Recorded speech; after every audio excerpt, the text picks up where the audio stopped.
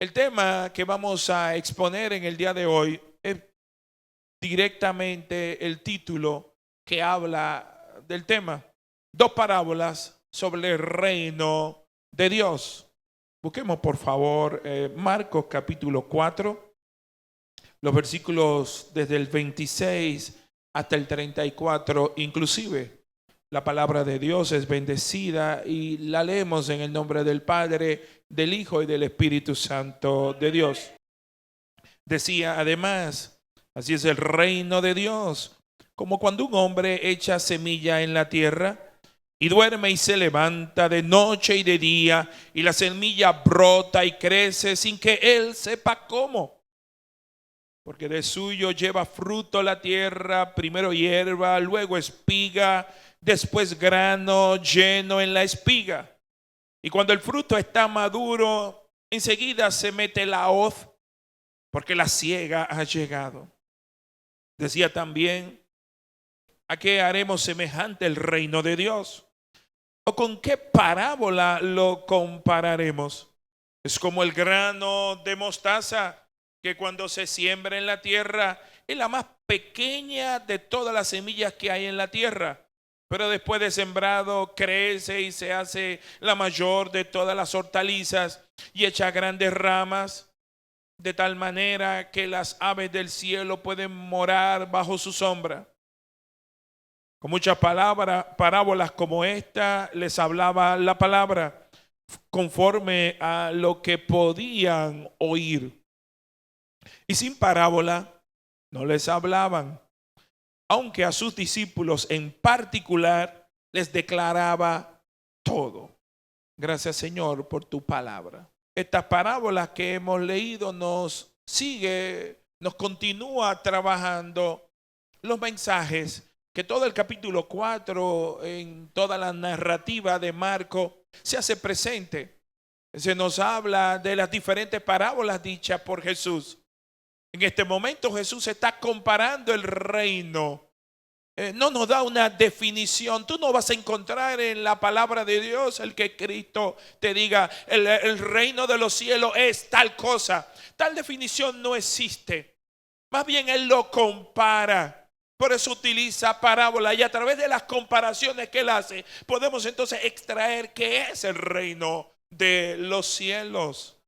Es interesante recordar que es una parábola.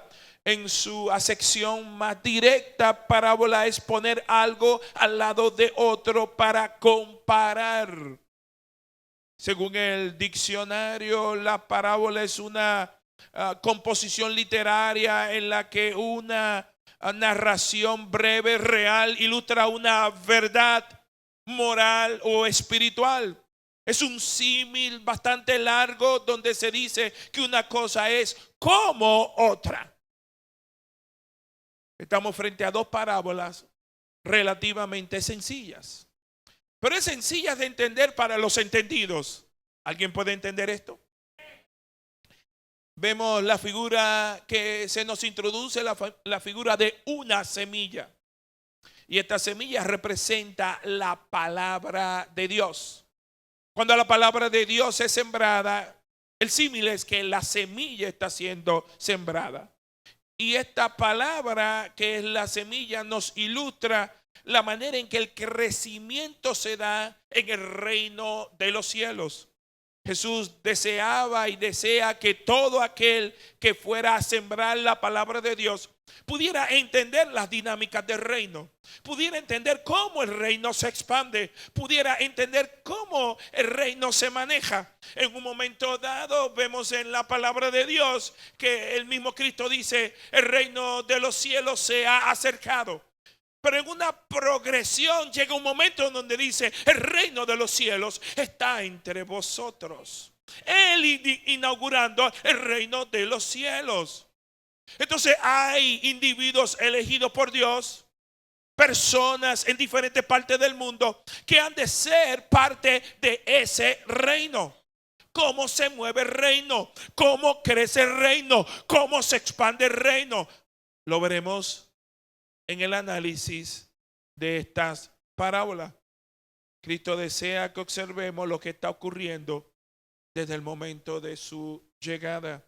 Es interesante entender que esta parábola de la semilla que germina está íntimamente conectada con una parábola que vimos semanas atrás, la parábola del sembrador. Recordemos la parábola del sembrador, en donde hay un sembrador que está sembrando, comienza a esparcir una semilla en el terreno, y la semilla había caído en diferentes tipos de terreno. La palabra de Dios nos dice en Marcos 4 que la semilla representa la palabra predicada y los terrenos representan los diferentes corazones de los hombres. La condición del terreno nos habla de la condición del corazón del que está escuchando la palabra de Dios. ¿Alguien me puede seguir? Entonces el terreno nos habla de la condición del corazón del que escucha la palabra de Dios. Y la semilla que es sembrada en el corazón es la palabra de Dios predicada.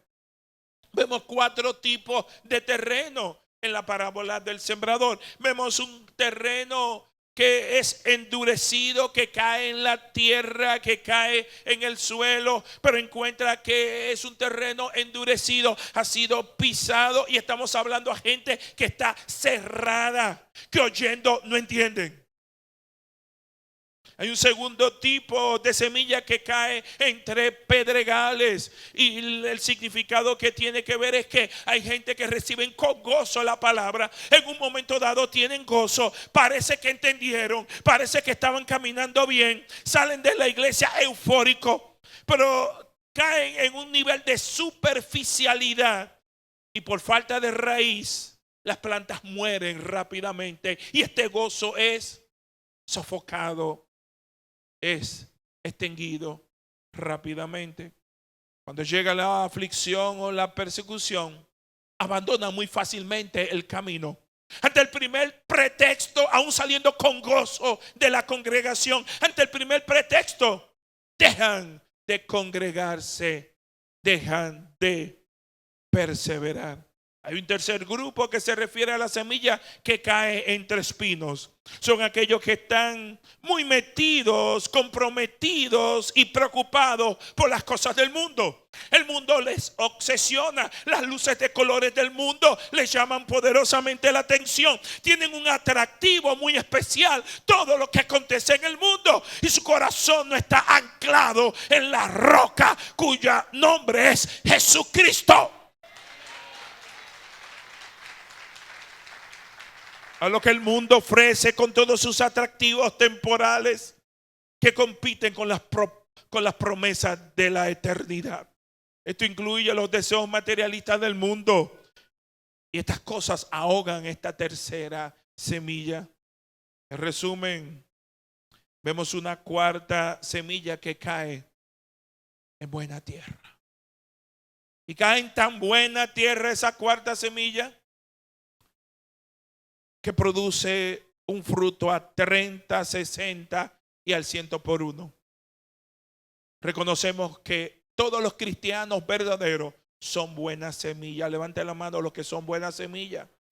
Es por la gracia de Dios que opera en tu vida. No es por tus méritos, es por la obra de Él actuando en ti.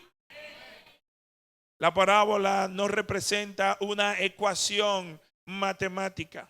Cuando tú analizas conforme al razonamiento humano, pudieras decir, wow, de 4, 3 no perseveraron, uno solo fue el verdadero. Entonces viene siendo un 25%. Pero no cometas ese error. No cometas el error de hacer aritmética, de hacer matemática con la palabra de Dios. Porque no es así. No es un axioma matemático. No es que necesariamente ha de acontecer, pero sí se nos habla que muchos oirán y pocos permanecerán. Hay gente que inclusive pasarán al frente, fruto de la manipulación de un predicador, fruto de la emotividad, pero no permanecerán. Porque tienen corazones endurecidos o corazones superficiales, o su corazón está anclado a las cosas que han de morir, a un mundo que siempre será pasajero con todos sus atractivos. Pero sabemos que los verdaderos siempre perseverarán. Porque la señal distintiva del verdadero creyente es la perseverancia. El que perseverare hasta el fin, ese será salvo. La pregunta es, ¿qué relación guarda esta semilla que produce fruto con el resto de las demás personas? ¿Cómo se conectan estas parábolas con todo el proceso de evangelización, del mismo mandato de predicar la palabra de Dios para la expansión del reino?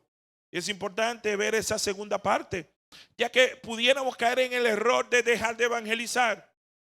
Algunos que manejamos el concepto de la soberanía de Dios, decimos, bueno, Dios con su soberanía, y algunos que tienen claro la doctrina de la elección pudieran de alguna manera decir, bueno, como ya hemos sido elegidos en Cristo Jesús y Dios es soberano, pues ¿para qué evangelizar? No, hay una parte que el hombre ha de colocar, hay una parte donde Dios te manda a accionar y hay otra parte que le corresponde completamente a Él. Nosotros estamos llamados para sembrar, pero el crecimiento, ¿quién lo da? Dale un aplauso al que vive y reina. En el texto de hoy veremos que no hay que desmayar en predicar la palabra de Dios, porque la clave fundamental para la extensión del reino de Cristo en la tierra hasta que Él venga. El texto de hoy tiene una primera parábola. Dice del 26 al 29 es la parábola del crecimiento de la semilla, lo que también es llamada la semilla que germina por sí sola. En segunda parte veremos la segunda parábola, que es muy conocida con el nombre de la parábola de la semilla de mostaza. Es interesante entender que ambas tienen que ver con una semilla y ambas tienen que ver con el reino de los cielos y su crecimiento. La primera parábola es exclusiva de Marcos. El Evangelio de Juan no tiene parábolas. Y Lucas y Mateo no dicen absolutamente nada de esta parábola. Por lo cual esta parábola de la semilla que germina es única, propia del Evangelio de Marcos. Y ahí porque de su importancia. En esta primera parábola podemos entender qué sucede cuando la semilla es sembrada. ¿Qué sucede cuando cae en un terreno fértil? ¿Y cómo puede llegar a producir fruto? ¿Y quién es que produce el fruto? Para mí esta parábola le da continuidad a la parábola del sembrador. La parábola nos dice, así es el reino de Dios, como cuando un hombre echa semilla en la tierra, versículo 26, y duerme y se levanta de noche y de día. Es decir, los días van pasando. El sembrador sembró, pero los días siguen continuando. Ahí está la semilla sembrada, pero los días están continuando. Y la semilla brota y crece sin que él sepa cómo. Nos habla quién es el autor del crecimiento. Hay un trabajo del hombre que está sembrando, pero hay otro trabajo del que permite el crecimiento. ¿Alguien puede captar esto? Porque de suyo lleva fruto la tierra, primero hierba, luego espiga, después grano lleno de espiga. Entonces hay un proceso. Hay un proceso que se tiene que agotar para que inicie el otro. Hay un orden establecido por el Dios del cielo, el gran creador del universo. Y cuando el fruto está maduro, enseguida se mete la hoz. ¿Por qué? Porque ha llegado el tiempo de la siega, ha llegado el tiempo de la gran cosecha, ha llegado el tiempo de recoger el fruto. Entonces Jesús comienza con un símil al comparar el reino de los cielos y decirnos es como o semejante a. Nos quiere ver claramente que hay una similitud de cómo se mueve el reino.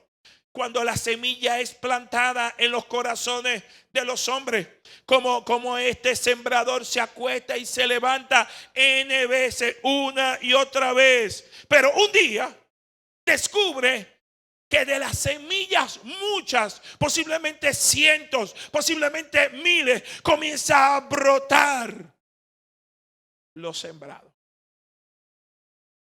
Es el momento de la germinación. El sembrador no tiene idea de lo que estaba ocurriendo debajo de la tierra. Hay un trabajo debajo de la tierra que pasa un lapso de tiempo donde el sembrador no tiene dominio de lo que está sucediendo, ni sabe lo que está sucediendo. Es debajo que se está produciendo. Hay corazones que tienen meses siendo trabajados por el Señor. Aparentemente no está ocurriendo nada. Aparentemente es la misma persona, pero la palabra predicada va haciendo su trabajo. Y de buenas a primera nace el fruto de Dios en las vidas del que se expone a la palabra de Dios. ¿Alguien puede entender esto? Quiero decirte que él no tenía idea, el sembrador, del proceso de germinación de la semilla.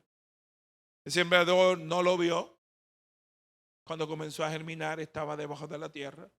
Tampoco el sembrador lo controla. Él no sabe cuál es la semilla exacta que va a germinar. No pudo hacer absolutamente nada para acelerar.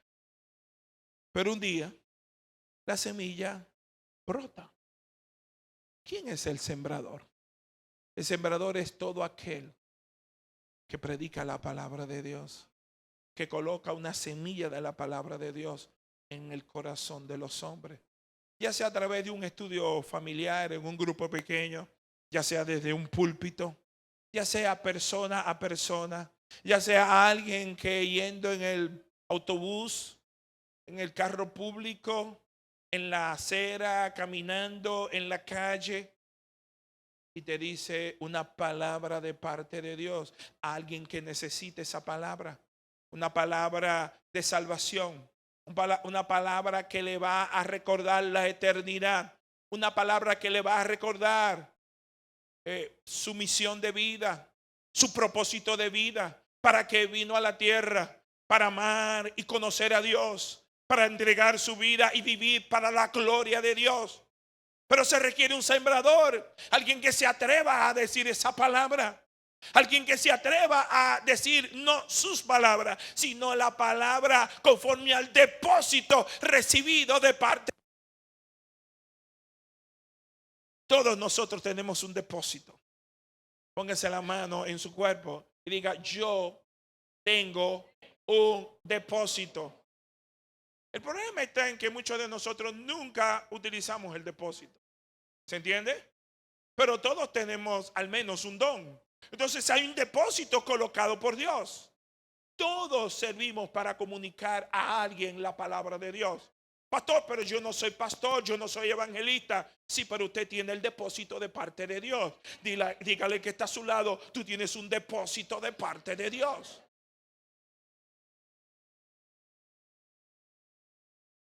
Es alguien que depositó, el sembrador, la semilla en el corazón de una persona.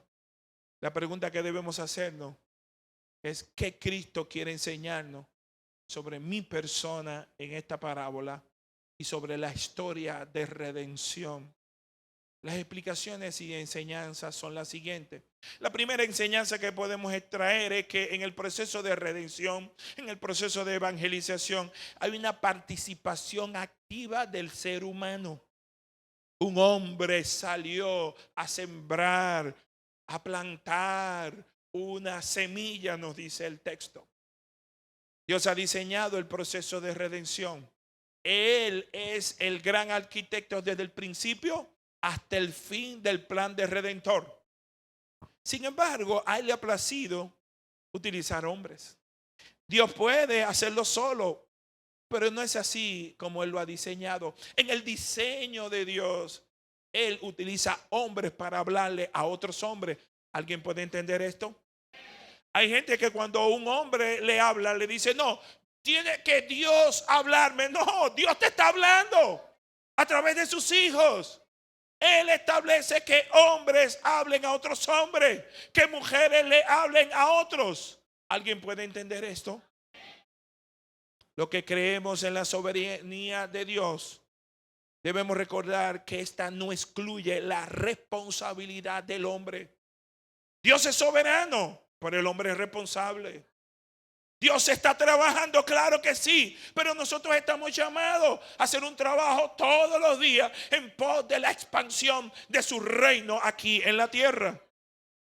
Hay un apoyo bíblico en todo esto. Si vamos a Romanos capítulo 10, los versículos del 13 al 15 nos dice: porque todo aquel que invocar el nombre del Señor será salvo. Y ahí viene la gran pregunta: ¿cómo pues invocarán aquel en el cual no han creído? ¿Y cómo creerán en aquel de quien no han oído? ¿Y cómo oirán sin haber quien les predique? Y ahí viene encerrando la pregunta vital: ¿y cómo predicarán si no fueren enviados? Como está escrito: cuán hermosos son los pies de los que anuncian la paz, de los que anuncian buenas nuevas. ¿Y cómo predicarán si no fueren enviados? Esta pregunta tiene que ver contigo y conmigo, porque cada uno de los que estamos aquí, que somos creyentes verdaderos, hemos sido comisionados. Tenemos una gran comisión de parte de Dios, de predicar a tiempo y fuera de tiempo este evangelio, que es un anuncio de lo que sucedió en la historia, de que Cristo murió a causa del pecado. Se generó una deuda, una muerte, porque la paga del pecado es muerte. Por causa del pecado de la humanidad, alguien tenía que morir, alguien tenía que pagar. Durante siglos llevaron a animales, machos cabríos, sacrificados ahí, hasta el día en que llegara el Cordero de Dios que quita el pecado del mundo. Ese Cordero de Dios es Cristo. Juan, cuando lo vio estando en el río Jordán bautizando, dijo: he ahí el Cordero de Dios que quita el pecado del mundo. Señalando directamente a aquel que iba a ser sacrificado. Y su sacrificio fue tan perfecto, tan bien recibido en los cielos, que produjo la resurrección de entre los muertos. Y así como Cristo vive, nosotros también viviremos juntamente con Él. Aquellos que hemos abrazado la fe en Cristo como Señor y Salvador de nuestras vidas. La segunda enseñanza es clara. Es evidente en la parábola que el poder de germinar la semilla no está en el sembrador. El sembrador tiene una tarea: plantar la semilla, esparcir la palabra, predicar la palabra, compartir la palabra. Ese es tu trabajo y el mío. Pero el crecimiento, ¿quién lo da? Dios. ¿Entiende esto, sembrador, sembradora? Nuestro rol es sembrar. Y de ahí en adelante, todo lo que acontezca, el rol es de Dios, no tuyo ni mío. La tierra produce fruto por sí sola, dice el texto. La palabra de Dios es descrita con diferentes representaciones. Hay símil directo con respecto a qué es la palabra. Y me encanta cómo la Biblia hace un símil en diferentes calificaciones. Nos dice que la palabra de Dios es descrita como el martillo que despedaza la roca. En otro texto nos dice que es como el fuego que consume aquello sobre lo que fue colocado. Luego nos dice que la palabra de Dios es más cortante que una espada de dos filos que penetra hasta el tuétano. Entonces, ¿quién es que penetra? ¿Quién es el fuego que consume? No es el sembrador, no es el predicador, es la palabra que es enviada. ¿Alguien puede entender esto? El poder intrínseco que hay en la palabra. Leemos una despedida de Pablo en Mileto, estando despidiéndose, donde él sabe que nunca van a volver a ver su rostro. En Hechos 20:32 le dice: y ahora, hermanos, os encomiendo a Dios y a la palabra de su gracia, que tiene poder, la palabra, para sobreedificaros y daros herencia con todos los santificados. Os encomiendo a Dios y a la palabra. Mira cómo el texto equipara la palabra al mismo nivel de Dios mismo. ¿Por qué? Porque el principio era el logos, el verbo, la palabra. Por su palabra fueron creadas todas las cosas. ¿Alguien puede captar esto? La palabra tiene un poder intrínseco. Y ese poder intrínseco lo hace que yo no tenga que preocuparme. No me tengo que preocupar del crecimiento. Yo lo que tengo que confiar más y preocuparme menos. Una vez la palabra ha sido sembrada, de en adelante es el trabajo de Dios, no del hombre. Recordemos la parte de la historia bíblica en el libro de Hechos de los Apóstoles, del encuentro de Felipe con un eunuco. No entendía. Dios estaba trabajando y él le abre la palabra y dice que lees. El eunuco entiende. Su entendimiento es abierto para que pueda entender lo que no entendía. De ahí en adelante Felipe se despide. El eunuco se va para Etiopía. Pero el eunuco que se encuentra con Felipe es uno. El eunuco que se va para Etiopía va con un depósito. ¿Alguien puede entender esto? Y el depósito es la palabra. Cuando tú tienes la palabra, tú no necesitas más nada. Tienes todo el equipamiento del cielo cuando tienes la palabra. Felipe nunca más lo volvió a ver. Se dice, según las tradiciones, que este etíope eunuco comenzó a evangelizar allá. ¿Por qué? Porque tuvo un encuentro con la palabra. Cuando tú tienes un encuentro con la palabra, sucede algo poderoso en tu vida.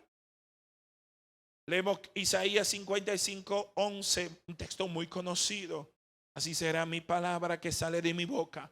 No volverá a mí vacía, sino que hará lo que yo quiero y será prosperada en aquello para que la envíe.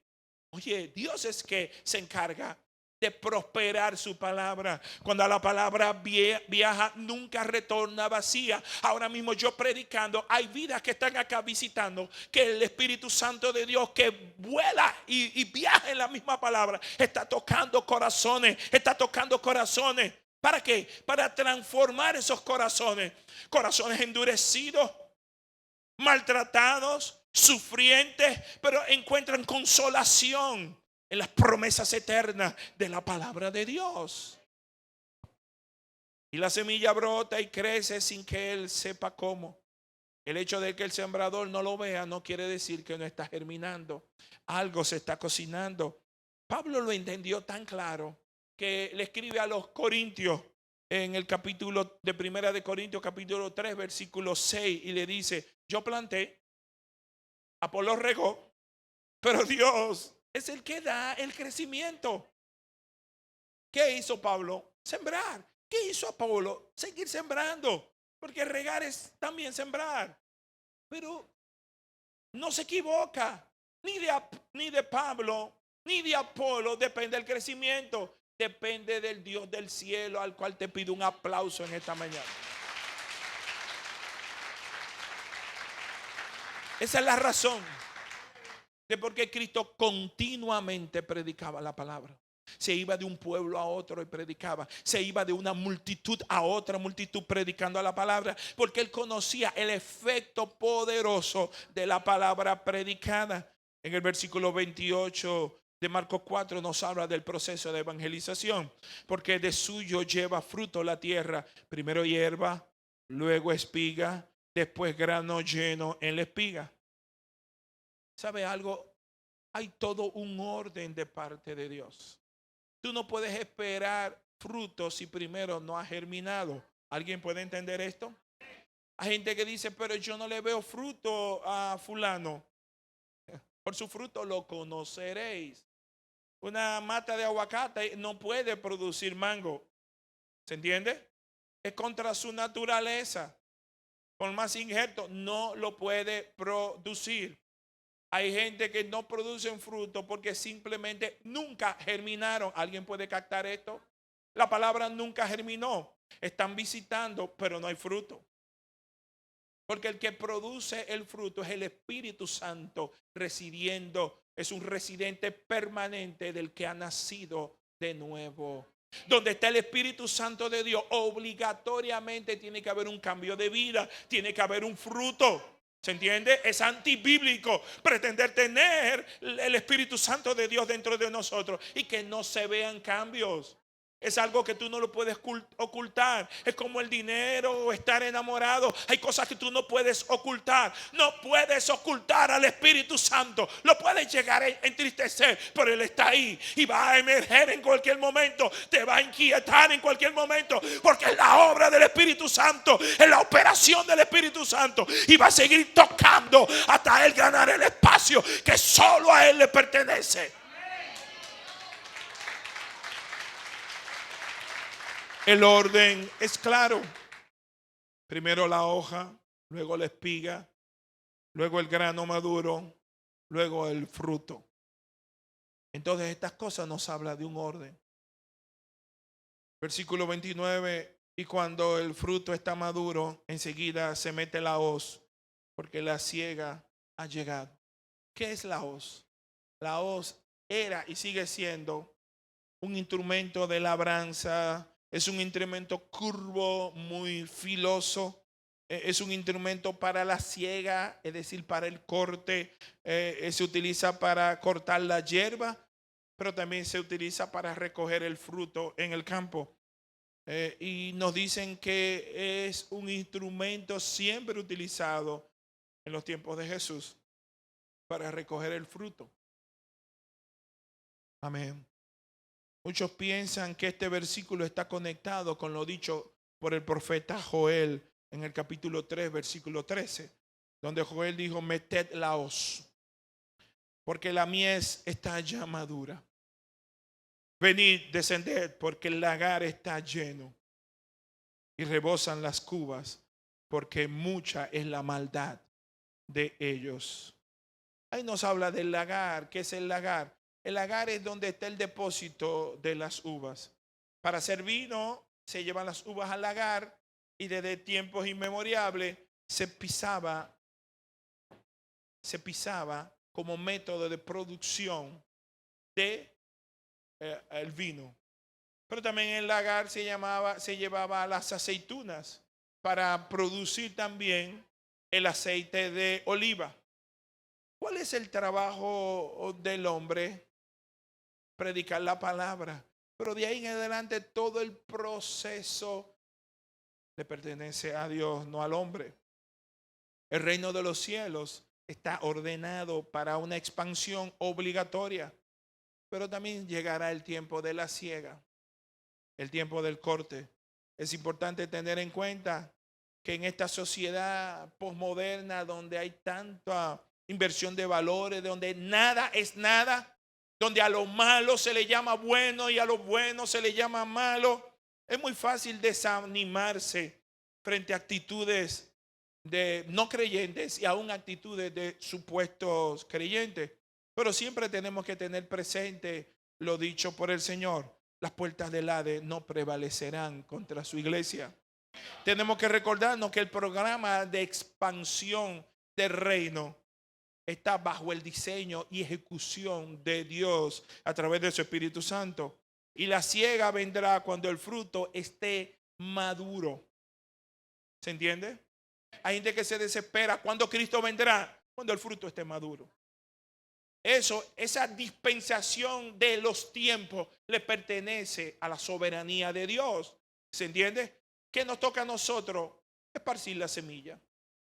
Esparcir la semilla. Sembra la semilla y dejarle el crecimiento al único que puede producir crecimiento, que nos manda seguir sembrando la palabra, porque es nuestra asignación de vida.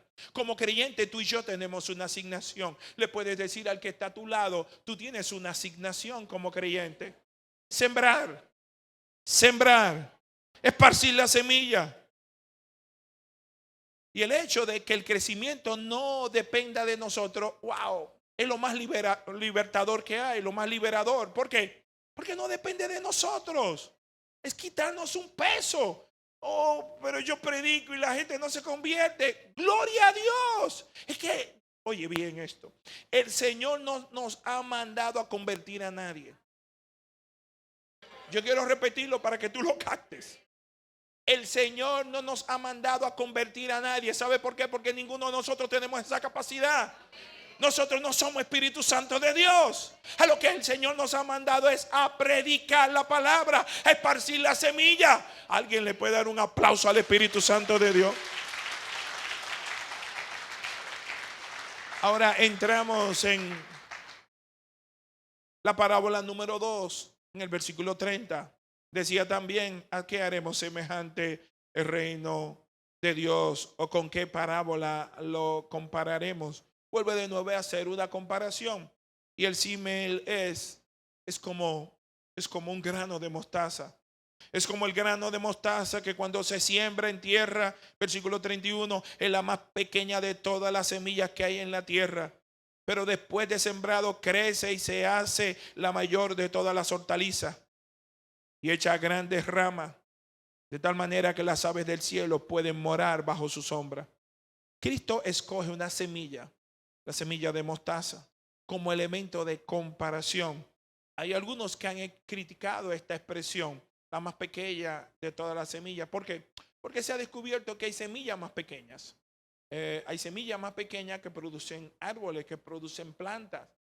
Sin embargo, esto es veraz porque él está hablando de un tipo de árbol que es de hortaliza. ¿Se está entendiendo? Y esta semilla, que es un poco más pequeña que el diámetro, el ancho de un grano de arroz, produce un árbol de 9, 10 metros de altura, bien ancho y alto, que permite que aún las aves puedan anidarse y venir, entrar, comer, salir. Y la relación de la semilla de mostaza con el evangelio es bien clara. Y la pregunta es: ¿en qué se parece esa semilla pequeña al reino de los cielos? Y se me ocurre que es una semilla tan pequeña, pero tan pequeña para el mundo, que parece imperceptible. Hay veces que tú puedes ir caminando y ver un objeto tan pequeño que no te llame la atención. ¿Por qué? Porque no encuentras mucha gloria en eso tan pequeño. ¿Qué tan pequeño es la semilla de mostaza? La semilla de mostaza, como símil, podría ser, siendo una analogía, el nacimiento de Cristo en el pesebre como surgimiento de una nueva era, surgimiento de unos nuevos tiempos, surgimiento de un nuevo reino. Pero el crecimiento del pesebre no se quedó ahí, porque es tan pequeño que no hubo gran dignidad. Fue en un lugar al lado de animales. Los magos que llevaron regalos, no fueron los primeros visitantes, eran humildes pastores. Y los animales que estaban allí estaban contemplando la gloria de Dios en una criatura. Y alguien dijo: algo bueno puede venir o salir de Belén. Belén era una aldea totalmente desconocida, totalmente pequeña, tan pequeña que también es como otro grano de mostaza. Es interesante que Dios no escoge las grandes capitales para venir y hacerse hombre. Él pudo haber venido a la capital cultural más importante de la época, Atenas, capital de Grecia. O pudo haber nacido en la capital del Imperio Romano, Roma. O si me hubiesen dicho a mí dónde nacería, debió haber nacido en Jerusalén, la capital espiritual. Pero Jesús quería ser tan semilla de mostaza que nace en un pueblo sin grandes méritos, sin grandes luces. Pero dentro del reloj profético de Dios tenía que cumplirse la profecía y habría de nacer en Belén, sin grandes glorias desde el punto de vista humano, rodeado de animales, rodeado de humildes pastores. Y el reino avanza con la llegada de Cristo. Y la actividad principal de Cristo no fue solo sanar enfermos, libertar cautivos. La mayor y más grande actividad de Cristo fue predicar y sembrar la palabra de Dios. Y el reino avanza a través de gente que se exponen a la palabra de Cristo. El reino avanza a través de un Nicodemo que no entiende y quiere entender y es captado por Cristo. El reino avanza a través de un José de Arimatea para que se cumpliese el orden profético y hubiera una tierra reservada para el Cristo que habría de padecer. El reino avanza a través de un Zaqueo que estaba sobre un árbol, alguien despreciable, un publicano. Sin embargo, el reino avanza entendiendo que Cristo es amigo de pecadores y vino a salvar pecadores. Un asesino, cómplice de asesinos, perseguidor de los primeros cristianos, pero cuando se expone a la palabra de Dios, dura cosa es dar cosas contra el aguijón. La revelación le llega. Y el hombre que vino lleno de todo orgullo y prepotencia a Damasco llega llevado de la mano y ciego. Comienza Dios a construir un nuevo ser que duraría años de proceso. Ahí estaba la semilla. Se dicen los teólogos que por lo menos 14 años fue trabajado Pablo antes de estar listo para predicar. Era una semilla que estaba primero creciendo hacia adentro, con raíces bien profundas. Hay personas acá que no lo saben, pero son pastores, son misioneros, son maestros, son profetas, tienen diferentes ministerios. Ahora se ven como simples miembros de la iglesia, pero Dios está trabajando. De mí no depende el fruto, gloria a Dios por eso. Pero eso no quiere decir que Él se ha detenido. Él sigue trabajando. Alguien puede decir, Él sigue trabajando en mí. Y qué bueno que es así. Luego nos dice la Biblia que llega a tocar allá en el Asia a una mujer vendedora de púrpura llamada Lidia. Wow. La primera mujer evangelizada. Pero ahí no se para, sino que años después ya Cristo resucitado, no estando en este plano, vemos cómo el evangelio avanza, la expansión del reino, y llega a tocar a un monarca llamado Constantino, dentro del reloj profético de Dios. Porque primero la semilla, después la germinación, después el grano, después la maduración del grano, y luego llega a tocar también a un señor llamado Justiniano. Y así cada uno de los diferentes hombres y mujeres que Dios ha trabajado. Cuando Cristo vino a la tierra, no se había inventado la imprenta, pero el evangelio siguió creciendo. Al ser predicado se convirtieron 3,000, luego 5,000 y sigue creciendo. El programa de avance del reino de los cielos avanza y es indetenible. Nadie lo puede alterar porque es el orden de Dios. Amén. Dios te dice, siembra la palabra, ese es tu rol, yo me encargo del resto. La conclusión de ambas parábolas está en los versículos 33 y 34. Con muchas parábolas como esta les hablaba la palabra conforme a lo que podían oír. Me gustan otras versiones que dicen según lo que podían oír. Y sin parábolas no les hablaba, aunque sus discípulos en particular les declaraba todo. Pablo le dijo a los corintios, quiero hablarle como adultos, pero no he podido. Son niños en Cristo. He querido darle vianda, alimento sólido, pero no puedo. ¿Por qué? Porque lo que ustedes están listos es para leche. El escritor de los Hebreos le dijo, yo quiero hablarle de uno mucho mayor que Melquisedec, pero no puedo porque ustedes no están listos. Esta iglesia tiene que estar lista para transicionar a un mayor nivel de entendimiento de las dinámicas del reino, de lo que es la responsabilidad de cada uno de nosotros en la expansión, en ganar a un pueblo que el Señor le ha entregado a esta iglesia, cuyo nombre es los Alcarrizos. Amén. Y los Alcarrizos solo va a ser conocido el nombre de Cristo en medio de cada habitante de esta comunidad. Cuando tú y yo, cada uno de los presentes, le hable de Cristo a alguien cada día, todos los días, porque el reino ha de ser expandido.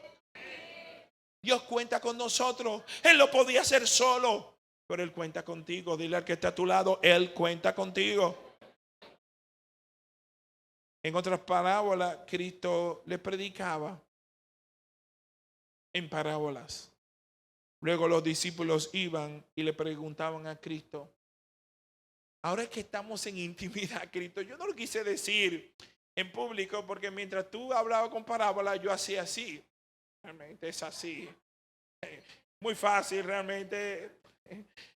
Pero ¿cómo va? Claro, claro, pero yo no entendía nada. Entonces, en intimidad, Cristo le decía, mire, lo que yo le quise decir a ellos. ¿Por qué? Porque las parábolas revelan, pero también ocultan, dependiendo de la condición del corazón. Si tú vienes a la iglesia con un corazón dispuesto, con un corazón abierto a la palabra va a penetrar en tu vida. Pero si tú vienes con un corazón endurecido, a mí no me convence nadie. Oye, te vas a ir tan seco, tan seca como viniste. ¿Alguien puede captar eso? Doble función de las parábolas.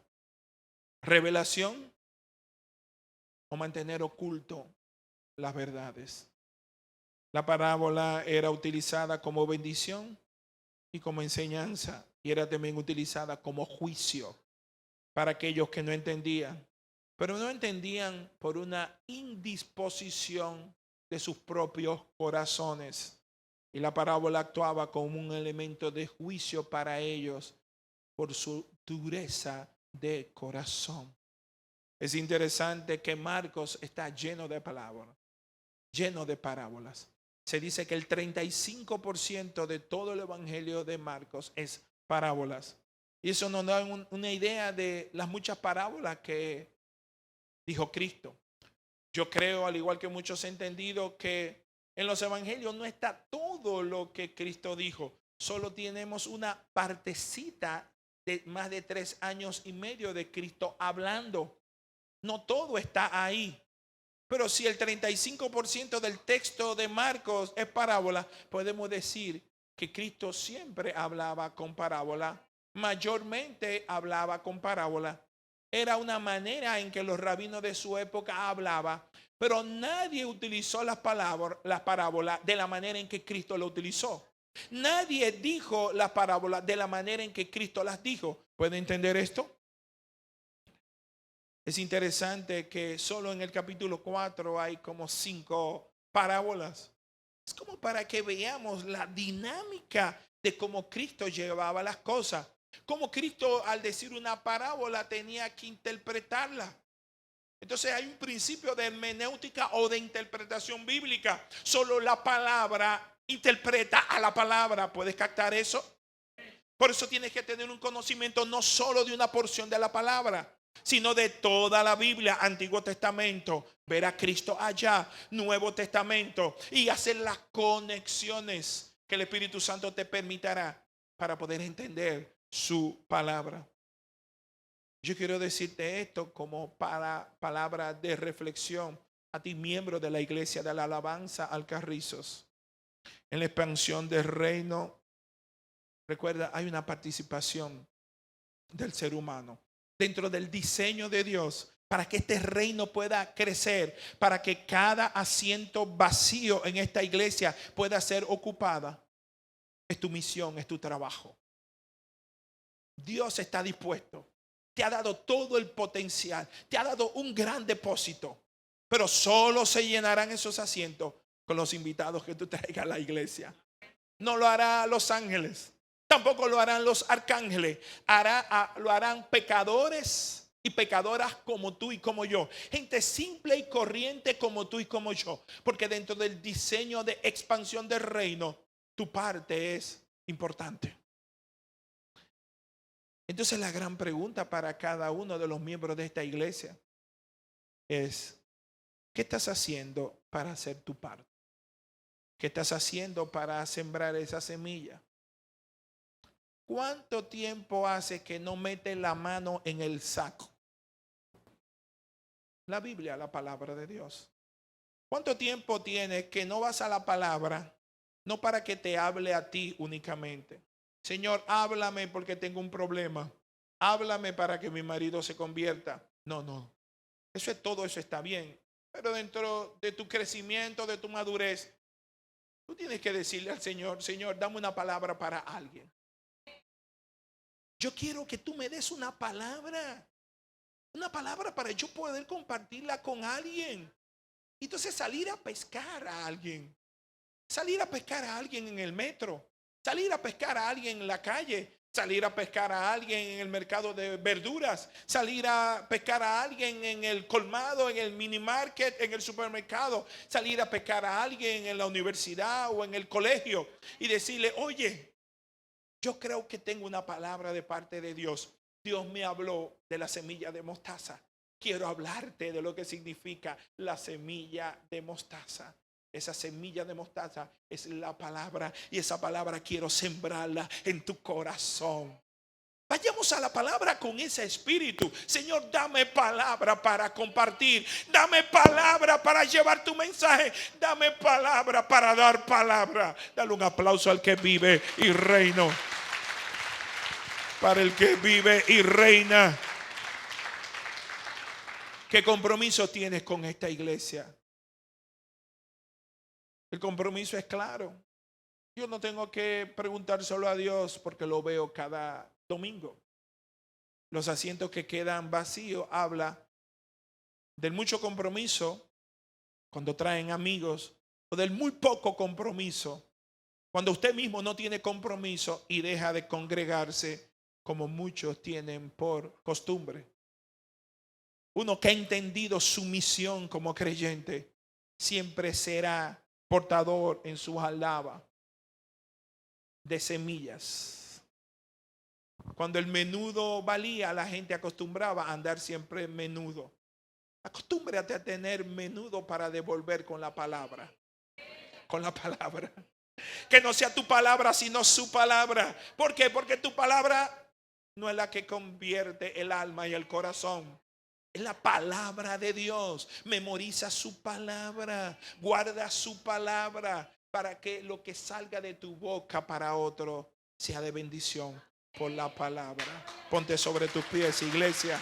Quiero ahora hablarle a los amigos para que vengan en arrepentimiento y fe. Tu amigo, amiga que estás en la iglesia, has escuchado la palabra predicada. Tu amigo y amiga que nos escucha a través del medio del internet o del YouTube, la palabra ha sido predicada a tu vida. Este es el momento del llamado y el llamado sigue siendo el mismo. Entrégate a Cristo. Ven a Cristo en arrepentimiento y fe. Ven a Él, entrégate a Él. Si hubiera entre nosotros alguien que todavía no es cristiano, que nos está visitando por primera vez o lo ha hecho varias veces, pero hoy ha sentido en su corazón por el Espíritu Santo, por la palabra predicada, que quiere entregar su vida a Jesús, al Cristo de la gloria. Yo quiero ver tu mano levantada donde tú estás. Quiero ver la mano levantada de una amiga que está aquí. Quiero ver la mano levantada de un amigo que está aquí. Si tú viniste a esta iglesia, no es una casualidad.